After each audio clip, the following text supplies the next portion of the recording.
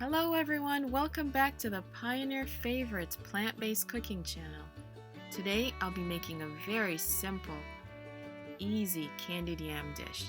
For this you will need 6 to 7 medium-sized yams or sweet potatoes, half a cup of canned coconut milk, a quarter cup of honey and a quarter cup of maple syrup, 3/4 teaspoon of salt, half a teaspoon of cardamom, 1 teaspoon of coriander, and you may use 1 teaspoon of vanilla, that's optional.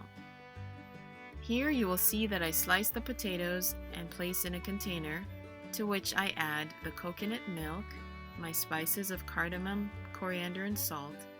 Then after I combine everything, I simply transfer it to a casserole dish. Alternatively, you could slice potatoes in rounds and place in a casserole dish, and then in a separate container you could combine the milk, the honey, the salt, and the spices, then pour over the potatoes. Then you cover and bake at 350 for half an hour or till the potatoes are soft.